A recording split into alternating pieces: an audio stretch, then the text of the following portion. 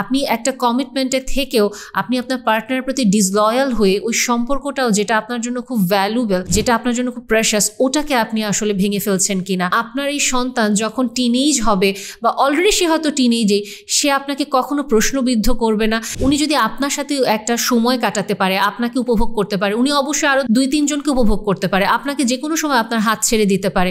অনেক সময় আমরা কোনো রিলেশনশিপ ট্রমার ভিতরে যখন যাই, হতে পারে কমিটমেন্টেই আছেন বাট খুব সিভিয়ার কোনো আর্গুমেন্ট, কোনো কনফ্লিক্ট অ্যারাইজ করলো, আপনি প্রচণ্ড রকমভাবে ভিন্ডিকটিভ ফিল করছেন বা ফ্রাস্ট্রেটেড ফিল করছেন, লোনলি ফিল করছেন, অথবা কোনো খুব সিভিয়ার হার্ট ব্রেক হলো, অথবা আপনি র্যান্ডম আপনার কোনো রিলেশনশিপে আপনি কোনোদিনও ইনভলভ হতে পারেননি, আপনাকে কন্টিনিউয়াস বুলি করা হচ্ছে, ওখান থেকে আপনি আপনার লোনলিনেস বিট করার জন্য যে কাজগুলো করে থাকি আমরা, one night stand, hook up, এটা একটা খুব কমন একটা ট্রেন্ড হয়ে যাচ্ছে। এবং আপনি যখন প্রচণ্ড ভালনারেবল থাকেন, ওই সময় আপনি প্রচণ্ড ইম্পালসিভ হয়ে যান, আপনার সেন্স অফ সেলফ খুব কম কাজ করে, আপনি ওই মুহূর্তে যে ডিসিশন নেবেন ডেফিনেটলি ওটা কোনো সঠিক ডিসিশন হবে না। এবং টিন্ডার, বাম্বল, বিভিন্ন অ্যাপ থাকে যেগুলো খুব অ্যাভেলেবল, যেখান থেকে র্যান্ডম আমরা কিছু মানুষকে জাস্ট কল করি বা একটা নক করা মাত্রই তারা হয়তো রেডি হয়ে যায় ওই র্যান্ডম হুকআপের জন্য। এবং ওই সময়ে যেহেতু আপনার কোনো সেন্স অফ সেলফ কাজ করে না, আপনি হয়তো সারা জীবন একটা ফিলোসফিতে বিলিভ করে এসেছেন, আপনার মোরাল ভ্যালু একটা সিস্টেমকে প্রিচ করে, কিন্তু ওই ইম্পালসিভ মোমেন্টে আপনি হুট করে এরকমভাবে জাস্ট একটা কল করলেন, একটা নক করলেন এবং সিচুয়েশনটা আপনি ক্রিয়েট করলেন, এরপরে আপনি জাস্ট অন্যের কাছে নিজেকে সুপর্দ করে দিলেন। এবং তখন ওই সিচুয়েশনটাকে আরও ট্রমাটিক হচ্ছে নাকি আপনার জন্য আরও কোনো ডিপার পেইনফুল সিচুয়েশন ক্রিয়েট করছে নাকি, ওইটাও আপনি ঠিক ওই মুহূর্তে কন্ট্রোল করতে পারবেন না, কারণ আপনাকে জাস্ট ওই ফ্লোতে চলে যেতে হবে। এবং সব কিছু শেষ হয়ে যাওয়ার পরে আপনি প্রচণ্ড রকমভাবে self disgusted, self pity, self loathe বা প্রচণ্ড একটা এমটিনেস নিয়ে আপনি ফিরবেন যে আমি আসলে কি করলাম, কেন উইমজিক্যাল ডিসিশনে চলে গেলাম, আমার তো কখনো এরকম কিছু ছিল না ইচ্ছা এরকম করার। বা যখন আপনি কমিটমেন্টে থেকেও জাস্ট ভিন্ডিকটিভ হয়েতে বা জাস্ট একটা লোনলিনেস বা ইমোশনাল একটা টার্মলস ডিল করার জন্য এরকম র্যান্ডম হুকআপ করে ফেলেন, আপনি নিজের চোখের দিকে আরও আপনি তাকাতে পারেন না। আরেকটা যে কাজ আমরা করি, অনেক সময় আমাদের লাইফে এরকম কিছু ফ্রেন্ড থাকে বা আশেপাশে কিছু 1-2 মানুষ থাকে, আমরা বুঝি এই মানুষগুলো আমাদের প্রতি দুর্বল। একে তো আমরা ওই মানুষগুলোর ভালনারেবিলিটিটাকে নার্চার করি, তাদেরকে কখনো বাউন্ডারি দেই না, কখনো ওই রেসপন্সিবিলিটি নেই না যে না আসলে আমি তার প্রতি অন্যায় করে ফেলছি, বোঝার পরেও আমরা বিভিন্ন সময় তাদেরকে প্রশ্রয় দিই। আলটিমেটলি আমি একটা ম্যানিপুলেটর হিসেবে তাকে এক্সপ্লয়েটই করি, কিন্তু এটা স্বীকার করি না নিজের মুখে, আমরা ভাব করি, আমরা জনসম্মুখে বলি না আমি তো কিছু বুঝি না, বাট ডিপ ডাউন ইনসাইড আপনি হয়তো এটা এনজয় করেন। ঠিক আপনার ভালনারেবল মোমেন্টেও অনেক সময় যেটা আপনারা করে থাকেন, আপনার রিস্কি সেক্সুয়াল বিহেভিয়ার হিসেবে এই মানুষগুলোকে নক করেন। এবং যখন আপনি ভালনারেবল, আপনি ইমোশনালি একটা লোনলিনেস বিট করতে চাচ্ছেন, এই মানুষগুলোকে যখন আপনি খুব প্লিড করেন, আপনি খুব রিকোয়েস্ট করেন এবং কাইন্ড অফ আপনি আপনার নিজেকে ইনসিস্ট করেন ওনাদের উপরে, ওনাদের ইমোশনাল ভালনারেবিলিটিতেও হয়তো ওনারাও অনেক সময় সেলফ কন্ট্রোলটা হারিয়ে ফেলেন, ওনারাও জাস্ট এই ফ্লোটাতে চলে যান। এবং তারপরে যেটা হয়, যখন অ্যাকচুয়ালি ওই একটা কমপ্লিট হয়ে যায়, এরপরে হুট করে আপনি তাকে ঘোস্ট করে ফেলেন, আপনি তার সাথে আর কোনোদিন কথা বলেন না, কোনোদিন যোগাযোগ করেন না, এবং তার লাইফ থেকে আপনি তো পুরোপুরি হারিয়ে জানি, আপনি তাকে কমপ্লিট কাট অফ করে ফেলেন। এবং ওই ঘটনাটাও ওই মানুষটাকে যে আরেকটা নতুন ট্রমা দিচ্ছে, ওটা তো আসলে বলতে কিছু বাকি রাখে না।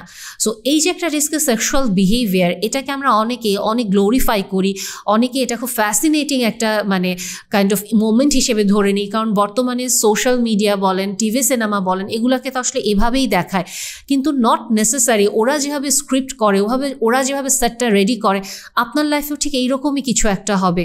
এবং আপনি যখন ভাবছেন যে আলটিমেটলি এই জিনিসগুলো হয়তো খুব ফ্যাসিনেটিং, এক্সাইটিং, আপনি জানেন না আপনার জন্য একটা ট্রমা ওয়েট করছে নাকি, আপনি জানেন না আপনি কোনো আনওয়ান্টেড প্রেগনেন্সি বা আনওয়ান্টেড সেক্সুয়ালি ট্রান্সমিটেড ডিসঅর্ডারে আক্রান্ত হয়ে যাবেন কিনা, আপনি জানেন না এটার মাধ্যমে আপনি আরেকটা life long post traumatic stress ডিসঅর্ডারের মুখোমুখি হচ্ছেন কিনা।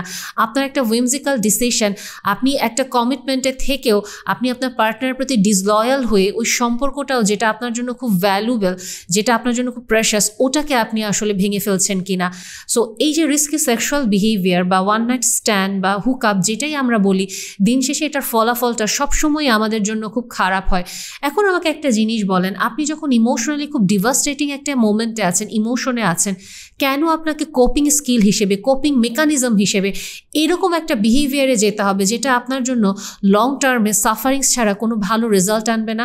হয়তো আপনার বয়স এখন 20, আপনার বয়স এখন 25, আপনি কিভাবে নিশ্চিন্ত বা নিশ্চিত যে আপনার 40-50 বছরে গিয়ে এই ইভেন্টটা আপনাকে কোনো হিউমিলিয়েশন বা কোনো ট্রমার মুখোমুখি দাঁড় করাবে না? আপনার বয়স কি সবসময় এরকম কম থাকবে? কখনো যখন আপনার নিজের চোখের দিকে নিজের তাকাতে নিজের প্রতি অসম্ভব ঘৃণা হবে, নিজের চোখের দিকে নিজের তাকাতে হেজিটেট ফিল করবেন, আপনি কিভাবে পারবেন আপনি আপনার এই বিহেভিয়ারটাকে তখন জাস্টিফাই করতে? এটা তো গেল একটা প্যাটার্ন। অনেক ক্ষেত্রে মধ্যবয়স্ক মানুষরাও কিন্তু এই যে রিস্কি সেক্সুয়াল বিহেভিয়ারগুলো আমরা করে থাকি। ইনফ্যাক্ট অনেক ক্ষেত্রে পরকীয়াতে জড়িয়েও আমরা এই কাজগুলো করে থাকি।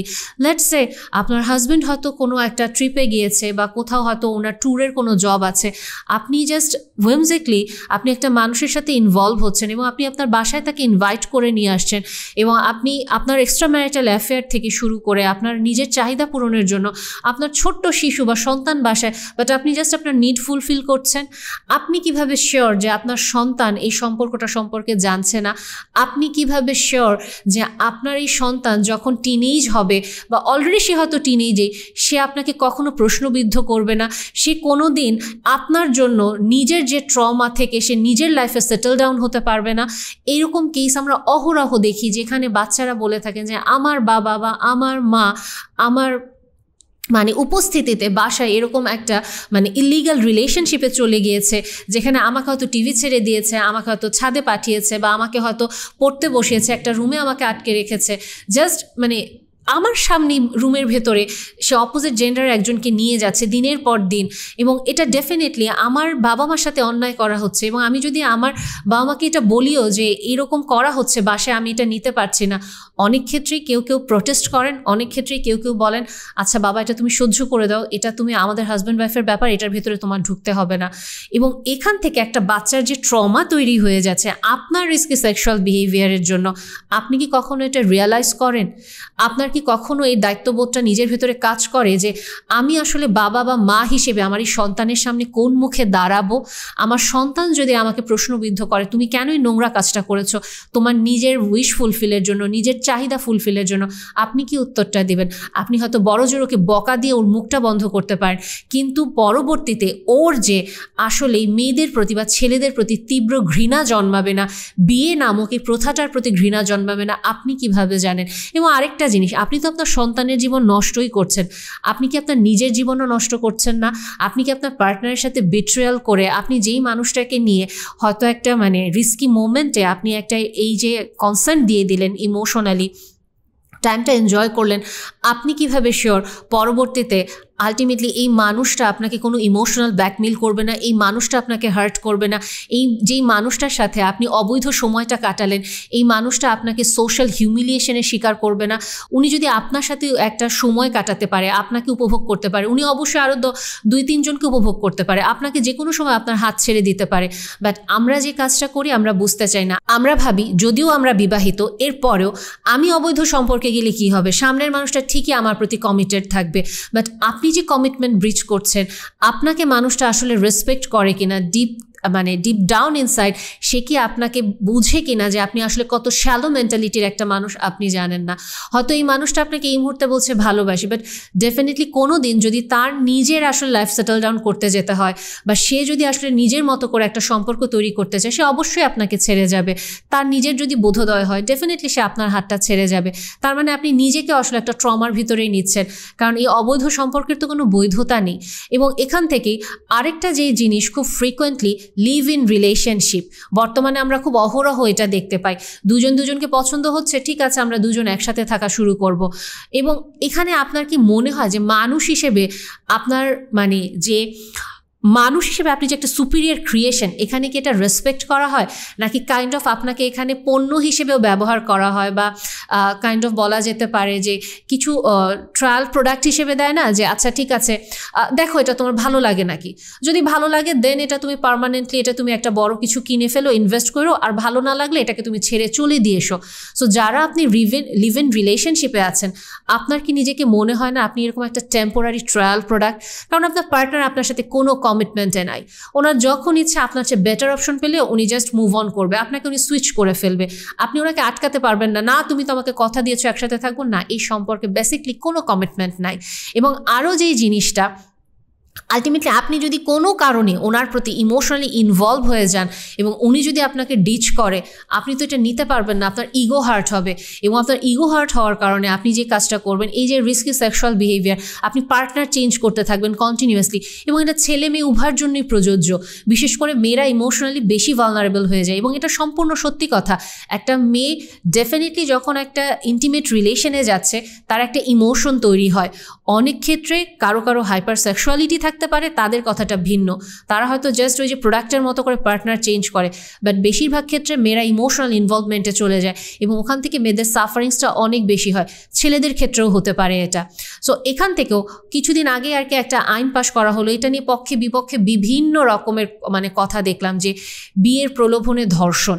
এবং সরি টু সে, এখানে মেয়েরা ডেফিনেটলি সাফার করে কিছু ক্ষেত্রে, বাট ছেলেরাও এখানে এই আইনটাতে খুব বাজেভাবে ফেঁসে যাবেন। কিভাবে ফেঁসে যাবেন? কারণ বেশিরভাগ ক্ষেত্রে এই যে নারী নির্যাতন মামলাগুলো যেগুলো হয়, এগেইন এটা আমার কথা না, আপনি যে কোনো লয়ারের সাথে, ব্যারিস্টারের সাথে কথা বলেন, আপনি আইন প্রয়োগকারী সংস্থা, পুলিশ বা যে কারোর সাথে কথা বলেন, ওনারা বেশিরভাগ সময় যেটা দেখেন যে এই মামলাগুলো আসলে অনেক ক্ষেত্রেই মিথ্যা থাকে, কিন্তু যেসব মেয়েরা আসলেই সাফার করে, ওনারা বেশিরভাগ ক্ষেত্রে ন্যায় বিচার পায় না, জাস্টিস পায় না। এবং আমরা অহরহ এই কেসগুলো দেখিও, যেখানে মানুষটা সাফার করছে একজন মেয়ে, কিন্তু উনি কোনো জাস্টিস পাচ্ছে না, কারো কাছে বলতে পারছে না।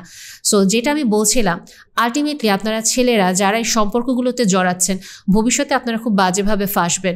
কেন ফাঁসবেন? কারণ আলটিমেটলি দুই পক্ষই কনসেন্ট দিয়ে আসলে সম্পর্কটাতে জড়াচ্ছে, কিন্তু যখন কোনো এক পক্ষের ইগো হার্ট হবে, কোনো এক পক্ষের উদ্দেশ্য হাসিল হবে না, কোনো এক পক্ষের হঠাৎ করে মনে হবে যে আমার অ্যাকচুয়ালি এই মুহূর্তে কিছু ফিনান্সিয়াল গেইন করা উচিত, কিছু দরকার। সো ডেফিনেটলি একটা মেয়ে আপনাকে ইজিলি ম্যানিপুলেট করে ফেলতে পারে, সম্পর্কে আপনি জড়িয়ে ফেলেন কনসেন্টে, কোনো তো প্রমাণ নাই উনি আপনাকে কনসেন্ট দিয়েছে।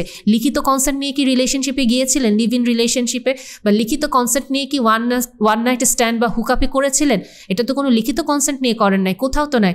সো এই মেয়েটার মুখের কথাই তো আপনার জন্য যথেষ্ট ফেসে যাওয়ার জন্য। সো আলটিমেটলি যারা আপনারা এইসব রিস্কি সেক্সুয়াল বিহেভিয়ারে চলে যাচ্ছেন, আপনারা নিজেরাও বুঝতে পারছেন না আপনারা নিজেদেরকে কত বড় একটা বিপদের দিকে ঠেলে দিচ্ছেন। সেটা ইমোশনাল হতে পারে, সোশ্যাল হিউমিলিয়েশন হতে পারে, ফিজিক্যাল ট্রমা হতে পারে, যে কোনো কিছু হতে পারে। আর ডেফিনেটলি আপনার বয়স, আমি সবসময় যে কথাটা বলি, আপনার বয়স কখনোই 30-20-এ আটকে থাকবে না। 40-50-এ গেলে নিজের চোখের দিকে নিজেই তাকাতে পারবেন না। ওই আত্মসম্মানবোধ, আত্মবিশ্বাসটা তখন প্রচণ্ড ভঙ্গুর হয়ে যাবে, এবং নিজের প্রতি, নিজের শরীরের প্রতি অদ্ভুত রকমের একটা ঘৃণা তৈরি হয় তখন।